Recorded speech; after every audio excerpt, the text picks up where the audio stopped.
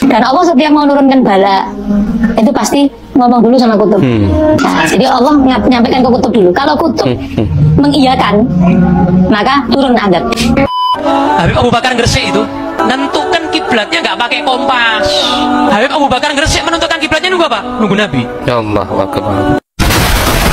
Assalamualaikum warahmatullahi wabarakatuh. Kembali lagi di channel Nasrul Sunnah. Coba teman-teman tulis di kolom komentar, kira-kira menurut kalian kalimat apa yang pas untuk kita sematkan kepada Habib yang akan kita reaksi videonya ini. Kalau saya pribadi teman-teman ya kurang ajar ya, penista agama, merendahkan derajat Allah Azza wa Jalla ya, merendahkan Nabi Muhammad sallallahu alaihi wasallam. Dan saya heran teman-teman, ceramah-ceramah seperti ini kok nggak ada tindakan dari MUI ya. Apakah menurut MUI ya, yang masuk ranah penistaan agama Islam itu harus orang yang menginjak Al-Quran, mempermainkan sholat teman-teman? Lalu bagaimana dengan ceramah-ceramah yang model seperti ini? Jadi teman-teman ada dua video yang akan kita tampilkan sekarang ya. Video yang lama saya pernah mereaksinya. Jadi Habib ini mengatakan Allah Azza wa Jalla ketika akan menurunkan bala bencana di sebuah tempat, maka terlebih dahulu Allah meminta persetujuan dulu terhadap wali kutubnya. Dan Allah setiap mau menurunkan bala itu pasti ngomong dulu sama kutub. Ibarat dulu zamannya Kanjeng Nabi Muhammad, ngomong dulu sama Nabi Muhammad. Nah, jadi Allah menyampaikan ke kutub dulu. Kalau kutub mengiyakan, maka turun azab. Jadi terjadi tsunami, terjadi gempa apa di dunia, itu sudah di ACC sama kutub. Nah ini jelas teman-teman, ini masuk ranah penistaan yang sangat luar biasa. Yang dinistakan lagi Allah Azza wa Jalla, direndahkan seolah-olah disamakan sifatnya dengan sifat makhluknya teman-teman ya. Lalu bagaimana dengan sifat kudrahnya Allah Azza wa Jalla, sifat berkuasanya? Bukankah Allah Azza wa Jalla mengatakan dalam Al-Quran, wa huwa ala kulli syai'in qadir, dan dialah Allah Azza wa Jalla yang maha berkuasa atas segala sesuatu. Maha berkuasa artinya teman-teman tidak bisa dikuasai apalagi oleh makhluknya, apalagi sampai bergantung kepada makhluknya. Kemudian bagaimana dengan sifat iradahnya Allah Azza wa Jalla ya, berkehendaknya Allah Azza wa Jalla. Allah menyebutkan dalam Quran surah Yasin, innama amruhu idza arada syai'an ay yaqula lahu kun fayakun. Sesungguhnya apabila Allah Azza wa Jalla menghendaki sesuatu, maka Allah cukup mengatakan kun, jadilah, maka terjadilah. Ini maknanya Allah maha berkehendak ya, sesuai dengan keinginannya. Apapun yang Allah Azza wa Jalla kehendaki, tidak ada yang bisa mengaturnya. Apalagi dikatakan Allah bergantung kepada makhluknya, menunggu wali kutub untuk memberikan persetujuan. Subhanallah. Padahal teman-teman, kalau kalian mau berpikir, antara satu makhluk dengan makhluk yang lain ada loh yang tidak sama sekali saling memiliki ketergantungan. Contohnya antara langit dan bumi. Bayangkan, langit itu berdiri kokoh teman-teman tanpa adanya tiang. Itu artinya langit itu nggak bergantung ya kepada apa yang ada di bawahnya, yaitu bumi. Coba bayangkan ya, itu antara ciptaan Allah teman-teman ya dengan ciptaannya yang lain. Nah lalu bagaimana dengan yang menciptakan langit dan bumi? Kok bisa dikatakan Allah punya ketergantungan terhadap makhluknya? Ketika akan menurunkan sebuah bala bencana di sebuah tempat, maka meminta izin terlebih dahulu kepada wali kutubnya. Karena alasan dari Habib ini, dulu juga di zaman para nabi, para rasul, sebelum Allah Azza wa Jalla menurunkan bala bencana, katanya terlebih dahulu ngomong kepada nabinya ya, meminta persetujuan. Dan ini tidak benar teman-teman ya. Di dalam Al-Quran hanya disebutkan bahwa Allah Azza wa Jalla memberitahu kepada para nabinya bahwa tidak lama lagi aku akan menurunkan bala bencana di negeri ini, di tempat ini, maka tinggalkan tempat ini bersama para pengikutmu. Contoh seperti misalkan kisah Nabi Lut alaihissalam teman-teman ya, di mana di situ ada kaum Sodomi, maka Allah terlebih dahulu memberitahukan kepada Nabi Lut alaihissalam untuk meninggalkan negerinya teman-teman ya. Sama seperti kisah Nabi Nuh alaihissalam juga seperti itu ya.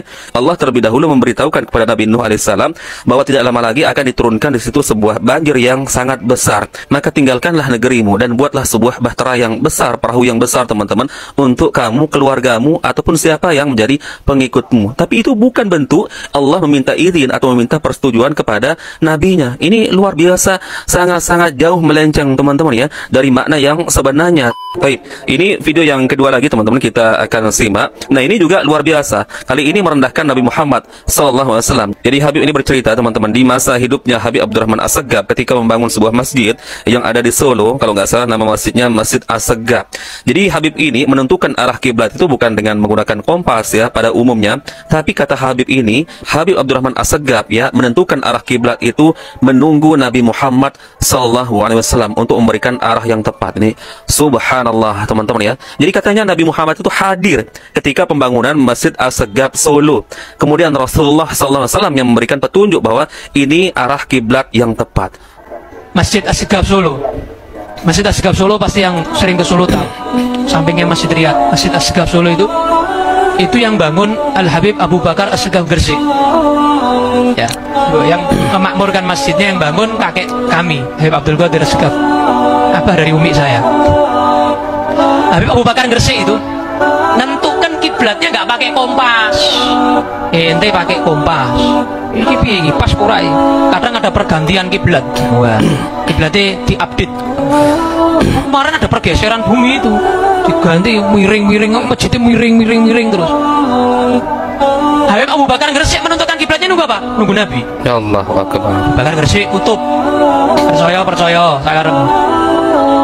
Kemudian Nabi SAW ada di situ di mihrab. Bilangi Habib Abu Bakar. Ini dusta luar biasa teman-teman ya. Kok receh sekali ceramah Habib ini ya.